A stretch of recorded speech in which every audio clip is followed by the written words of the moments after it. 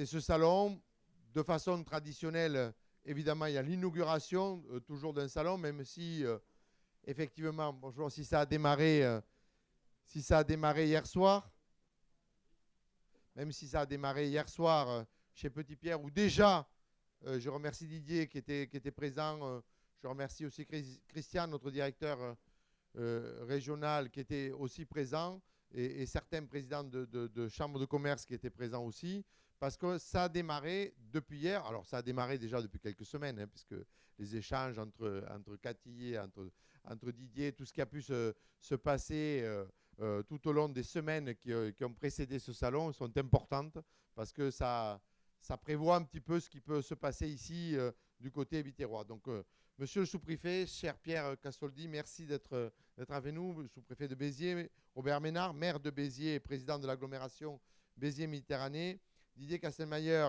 directeur des affaires industrielles d'Airbus, président du club stratégie achat d'Haute-Garonne, Virginie Monémang, représentant territorial d'EDF, Cathy Garcia, bien sûr, élu de la CCI en charge de ce salon, et merci du travail qui a été fait avec toutes les équipes d'élus, hein, que je ne vais pas saluer tout le monde, mais tous les élus de la CCIRO nouvellement élus ont participé à ce grand salon. Merci à vous, monsieur le président du MEDEF Béziers, Mathieu Orlia, qui est avec nous. Merci d'être là. Mesdames et messieurs les dirigeants, merci à tous d'être là, et on le voit depuis hier soir. C'est un petit peu l'euphorie biterroise qui se passe ici, sur ce côté industriel. On l'a vu la semaine dernière avec Robert, avec M. Castaldi, avec le président de la République, qui est venu pour Genevia et l'hydrogène ici décarboné qui va se passer ici, dans ce territoire-là. Alors c'est bien parce que depuis que le président de la République est venu, tous les territoires revendiquent l'hydrogène décarboné. Donc c'est extraordinaire, mais ça a démarré, l'histoire a démarré ici, monsieur le maire. Donc il faut s'en rappeler, et les choses sont importantes. Donc quelle fierté de vous accueillir ici, dans ce nouveau parc d'exposition tout rénové, tout refait, et qui est prêt bien sûr pour ce salon Intersud dédié à l'industrie. Une troisième édition, toujours pensée pour favoriser les courants d'affaires entre grands comptes et fournisseurs locaux. Tout au long de la journée, et ça va continuer après le déjeuner, tout au long de la journée, 40 grands comptes français, 10 grands comptes internationaux, tunisiens et algériens, et plus de 110 PME échangeront pendant les 500 rendez-vous B2B. L'occasion pour les grands comptes ayant fait spécialement le déplacement, c'est de découvrir les talents de la sous-traitance industrielle présente ici dans le Biterrois. Parmi les nouveautés de ce salon, troisième édition, la participation en distanciel de grands comptes internationaux comme les Tunisiens et les Algériens, grâce à un travail mené par la team France Export, une opportunité supplémentaire pour nos entreprises de nouer de nouvelles collaborations au niveau international. Vous savez que les deux grandes jambes qui vont nous porter pendant 5 ans au niveau de la CCIRO, la première jambe, c'est la formation. C'est la formation, parce que sans formation, on ne développe pas les entreprises. Donc le CFA sera complètement rénové ici à 2 ans. C'est plus de 6 millions d'euros de travaux qui vont être générés. Donc pour ne pas gêner les cours, on l'a un petit peu étalé dans le temps, mais en septembre 2023, nous inaugurerons ensemble le nouveau CFA de Béziers. La deuxième jambe, c'est l'international. Et c'est pour ça aussi que nous sommes ici aujourd'hui. Et on veut mettre un grand coup de boost à l'international sur tous les territoires, pas uniquement l'Hérault, mais sur l'Occitanie en général, parce qu'on doit revendiquer notre première place au niveau de l'international. Il faut y aller, et on a les moyens de le faire, notamment avec Airbus. Et je sais que tout le monde sera présent à nos côtés pour faire de belles choses.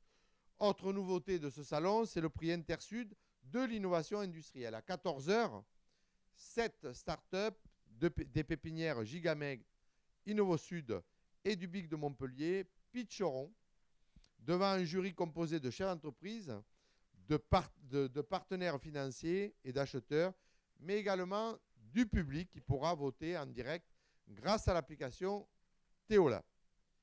Ici en Occitanie, dans l'Hérault, et plus précisément aujourd'hui à Béziers, vous voyez, on part de l'Occitanie, on arrive dans l'Hérault, mais on arrive à Béziers. Et plus précisément, donc aujourd'hui à Béziers, notre socle industriel est important. Il entraîne dans son sillage de nombreux savoir-faire innovants, des services extrêmement qualifiés, des chaînons logistiques ultra performants et des débouchés à l'international.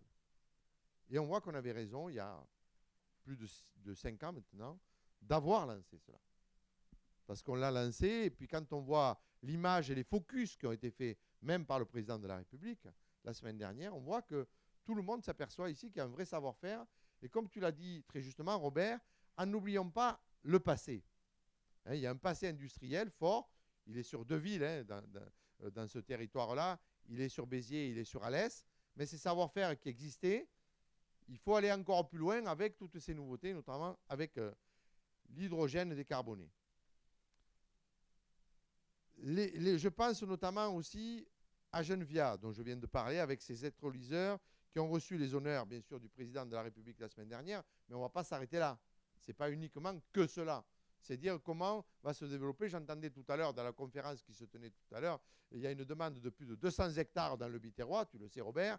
Là aussi, il va falloir les trouver, booster, pour qu'on arrive à ce que les choses se fassent ici en Biterrois. Les entreprises françaises, les industries françaises, sont des vrais vecteurs de richesse ici au niveau de la création.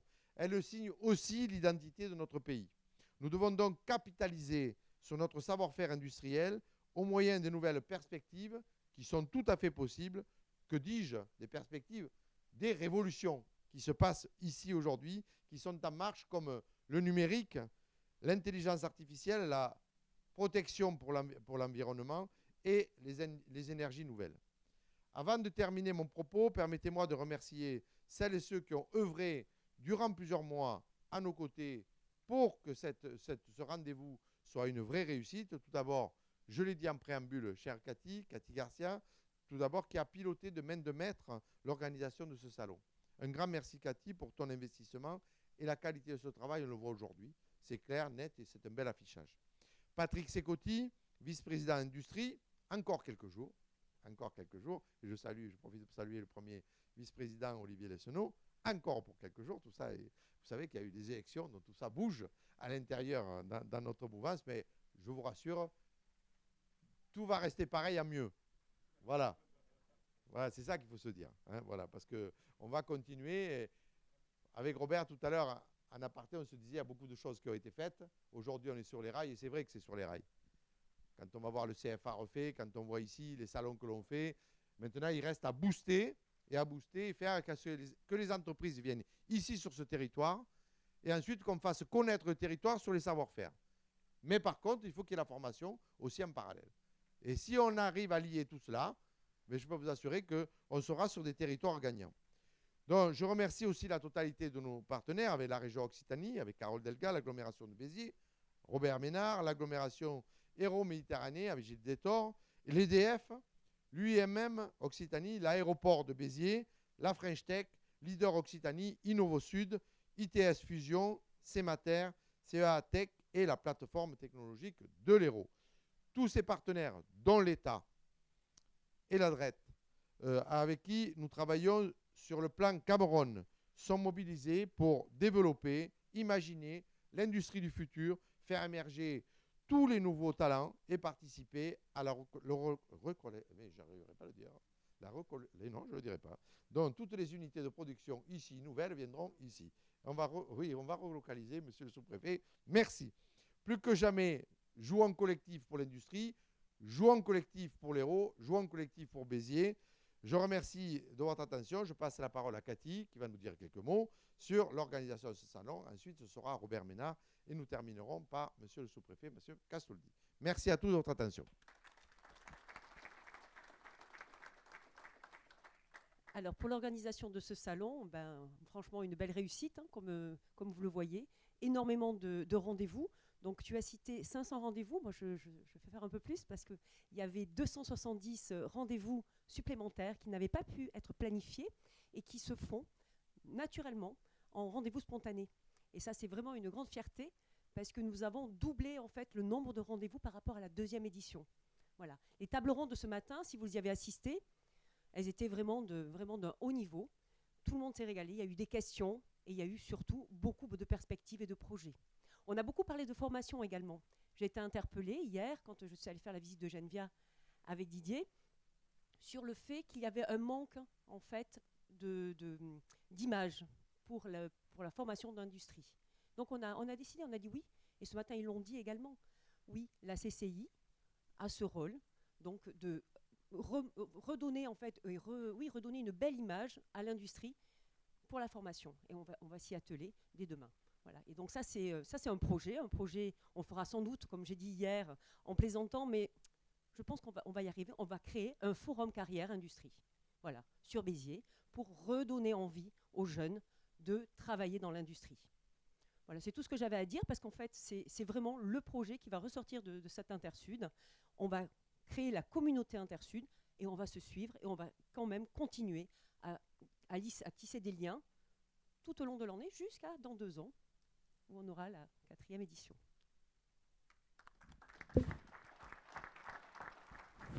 Merci, merci Cathy. Alors évidemment, j'ai remercié tous les élus de la CCIRO qui sont là. Bien sûr, le MEDEF, je n'ai pas salué tous les élus de l'agglomération qui sont aussi présents avec nous, les élus de la commune de Béziers qui sont avec nous. Voilà, parce que tout ceci, moi je le dis chaque fois dans tous mes discours. S'il n'y a pas la totalité des collectivités, s'il n'y a pas la totalité des consulaires, s'il n'y a pas l'État, ça ne marche pas. Ça ne marche pas. Donc il faut qu'on soit tous solidaires pour un seul et même objectif, c'est l'installation des entreprises, les savoir-faire et la formation. Je passe la parole à Robert Ménard.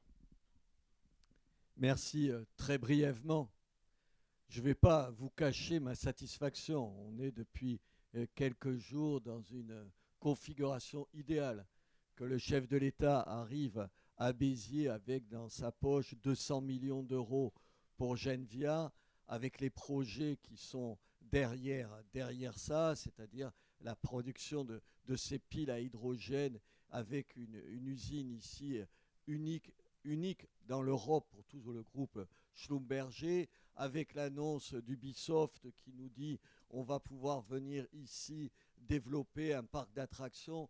Vous imaginez à quel point le maire, le président de l'agglo que je suis, est satisfait, mais tous les Biterrois sont satisfaits. Moi, ce que j'essaye d'en tirer comme leçon, c'est 3 leçons. La première, c'est toutes les bêtises qu'on nous a dit. Tu le disais tout à l'heure, le passé industriel, le passé dans la métallurgie, le passé ouvrier de cette ville, c'était des boulets. C'était ce qui nous plombait. On ne nous parlait plus que de start-up dans des domaines où nous n'avions aucune compétence. Et puis, on découvre avec ce qui s'est passé autour de Genvia, que si Genvia s'est développé, c'est parce qu'ici, il y a Schlumberger, il y a un passé, il y a des gens qui sont des techniciens, des ingénieurs, des ouvriers, qu'en quelques mois, ils ont pu former et ils ont pu aujourd'hui lancer, ils vont pouvoir lancer une chaîne de production dans les mois qui viennent. C'est la première leçon. C'est que le passé, ce n'est pas forcément quelque chose dont il faut se dégager, c'est quelque chose aussi qui est un véritable outil. J'ajouterai, vous me connaissez pour un certain nombre d'entre vous, pas seulement dans le domaine industriel, le respect du passé, c'est essentiel. La deuxième chose, une ville moyenne. Ah, que dis-je, une ville moyenne? Une ville loin des universités, loin de l'État centralisateur, même si nous travaillons ensemble tous les deux à longueur de temps. Les villes moyennes, c'était le passé.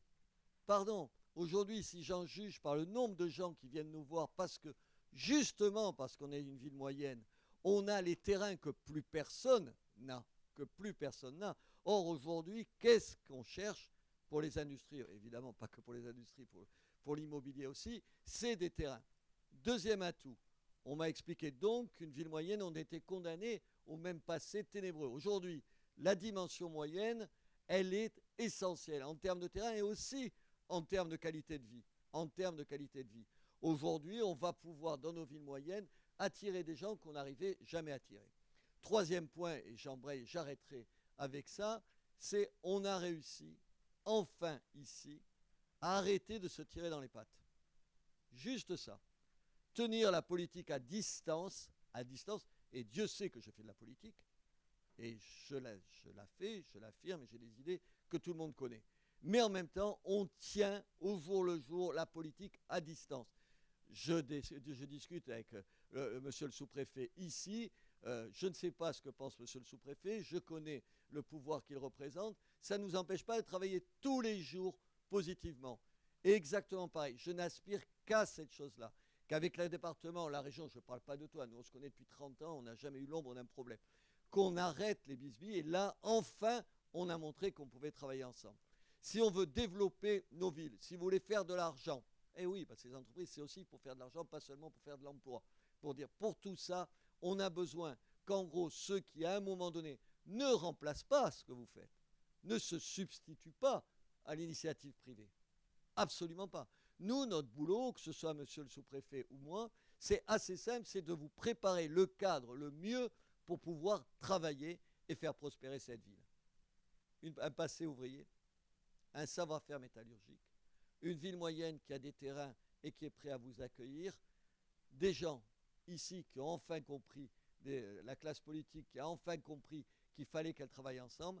Ces 3 éléments, je vous garantis que je vous donne rendez-vous dans 2 ans au prochain Intersud, et vous verrez, ce ne sera pas seulement un succès pour Intersud, mais on viendra en plus ici avec un succès pour toute cette partie du département, de cette région. Voilà ce que je voulais vous dire, et vous dire que ce n'est pas la méthode Coué, c'est une conviction, notre volonté commune, notre refus des fatalités, notre capacité à ne pas se mettre à genoux devant un monde qui serait ce qu'il est, mais de jouer notre partition, on peut réussir. On a besoin de vous. Je parle aux chefs d'entreprise qui sont ici. On est là pour vous. Merci.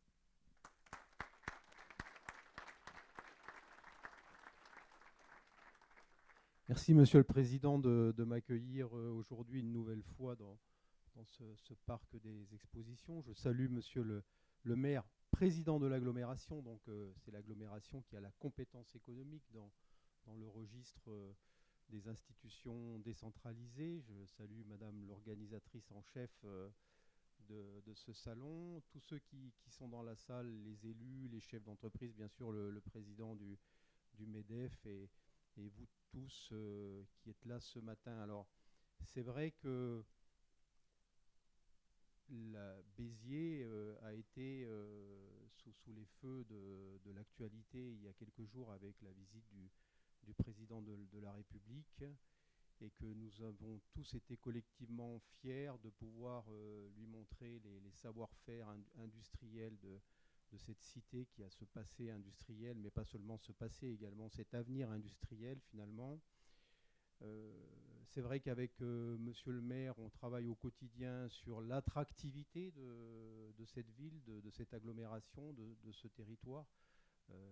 On cherche à y accueillir des entreprises, bien sûr, des acteurs économiques, mais tout simplement des cadres, tout simplement des personnes qui ont envie de venir profiter de tous ces atouts qu'on peut leur proposer. Et les politiques urbaines, les politiques d'habitat que nous menons à Béziers s'inscrivent complètement dans ce cadre aussi.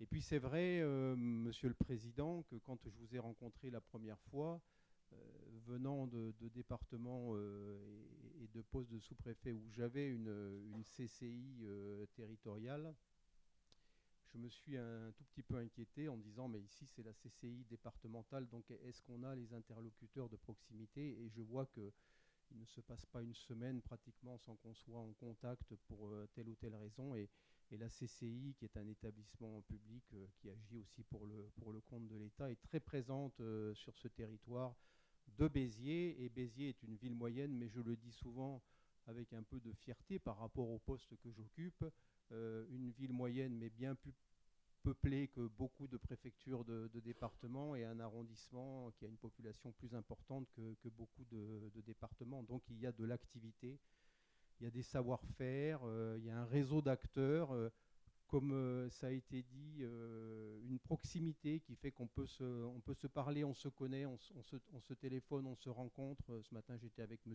Pozzo à la sous-préfecture pour une réunion sur les questions d'emploi, et je peux vous rencontrer très facilement quand j'ai besoin de le faire. Je salue aussi d'ailleurs la présence de Pôle emploi dans la salle, qui est aussi, avec ces 2 agences de Béziers, un opérateur tout à fait essentiel. Alors maintenant, simplement en 2 mots, la désindustrialisation, on en est collectivement responsable depuis un certain nombre de décennies. On a pensé qu'on pouvait se passer de l'industrie, et on a bien vu avec la crise que nous venons de traverser, et malheureusement qui n'est pas tout à fait terminé, que c'était probablement un mauvais calcul. Et donc, il faut trouver les moyens de réindustrialiser, mais réindustrialiser sur le mode des années 2020 et du 21e siècle. Donc, il y a une image de l'industrie qu'il faut faire évoluer, notamment auprès des jeunes générations, parce que très souvent, on peut avoir le sentiment, au niveau des plus jeunes d'entre nous, on peut avoir le sentiment qu'il s'agit de métiers salissants, difficiles, dans un univers compliqué au quotidien. Alors, ça peut être encore quelquefois ça, mais de moins en moins, de moins en moins. Et quand on a traversé les ateliers de la Cameron et de Janvia la semaine dernière, et beaucoup d'autres entreprises que j'ai visitées, on se rend compte que c'est plus du tout l'image de l'industrie d'aujourd'hui. L'industrie du futur, elle sera complètement différente. Elle fait appel à des compétences modernes, à des compétences qui sont tout à fait essentielles. Il n'y a pas une seule entreprise maintenant qui ne fonctionne pas avec un système informatique très, très élaboré, avec des pilotages. Enfin, moi-même, je ne suis pas un spécialiste de ces sujets, mais je le vois bien. Donc, il faut changer l'image de l'industrie. Et il faut faire en sorte d'y attirer des jeunes, mais pas que des jeunes d'ailleurs. Il y a des possibilités de reconversion. Il faut aussi faire venir les talents. Et puis, il faut collectivement qu'on avance dans cette direction. Et alors, simplement, 2 mots pour terminer. J'ai évoqué la crise. Le rôle de l'État, et on l'a bien vu dans cette crise, c'était de trouver les capacités d'amortir au maximum ces effets de la crise sanitaire. Alors je ne veux pas le redire parce qu'on le dit très souvent quand on se rencontre dans ce genre d'instance ou de réunion. Le préfet de département, que j'excuse qui n'a pas pu venir aujourd'hui, le dit aussi souvent. On a mobilisé le fonds de solidarité, le chômage partiel, les PGE et bien d'autres dispositifs. Mais ça, c'est normal. C'est le rôle de l'État. Tous les États n'ont pas été capables de faire ça, mais c'est le rôle de l'État de préserver l'environnement, de faire en sorte qu'au moment où les choses se sont améliorées, et c'est en train de se faire, ça puisse repartir très très vite. Et nous sommes tous surpris, je peux dire, de la vitesse à laquelle ça repart, avec un taux de croissance qui est en train de s'accélérer, avec des offres d'emploi qui sont en train d'exploser, avec des demandes de main-d'œuvre dont on entend parler tous les jours. C'est pour ça qu'il y a aussi une réflexion sur les tensions, sur le recrutement, et que l'État va essayer d'accompagner, enfin va s'attacher à accompagner ce type de sujet. Il y a aussi la politique fiscale qui peut être aussi en mesure de définir un environnement qui soit favorable pas seulement à l'industrie, mais aux acteurs économiques. Mais surtout, et Monsieur le Président de l'agglomération l'a dit, ce qui est important, c'est vous, finalement, parce que c'est vous qui êtes chef d'entreprise, c'est vous qui prenez des risques, c'est vous qui innovez, c'est vous qui avez des idées, c'est vous qui essayez de les mettre en œuvre, c'est vous qui, dans un salon comme aujourd'hui, une manifestation comme aujourd'hui, faites connaissance les uns avec les autres, parlez de votre savoir-faire, voilà, portez des projets, prenez le risque aussi de porter des projets, puisqu'on n'est pas chef d'entreprise sans prendre de risques. Et on voit bien que quand le contexte et l'environnement général est favorable à cette façon d'avancer, d'aller vers l'avenir, ben, les choses se font naturellement. Je suis convaincu qu'ici, il y a déjà eu, donc vous en avez parlé, des prises de contact qui vont être tout à fait productives et qui vont être porteuses d'avenir. Et c'est pour ça que c'est une initiative, ce salon Intersud, tout à fait intéressante, qu'on ne peut que saluer. Et on vous félicite, Monsieur le Président, d'avoir renouvelé. Et on se dit que la prochaine fois, ça sera difficile de faire mieux, mais je vois que vous avez toujours de l'ambition et donc vous ferez encore mieux. Merci de votre attention. Bon salon, et vous nous direz un petit peu le moment venu quels ont été les résultats, parce que vous comptabilisez tout ça, vous faites une évaluation très précise. Merci de votre attention. Merci.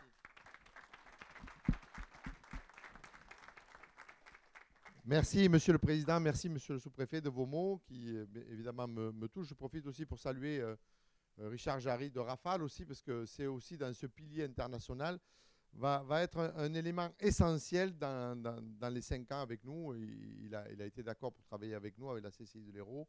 Et ça aussi, c'est un axe important. Moi, toutes les compétences qui sont avec nous, qui travaillent avec nous, il les faut ici. Tout à l'heure, Mathieu Dossa était ici à cette table ronde. Élément essentiel aussi pour l'avenir du Biterrois. Je sais que tu le connais bien, Robert, et que ça matche bien ensemble. Donc, c'est tout cela qu'il faut pour ce territoire. On est sur la bonne voie. Bon appétit!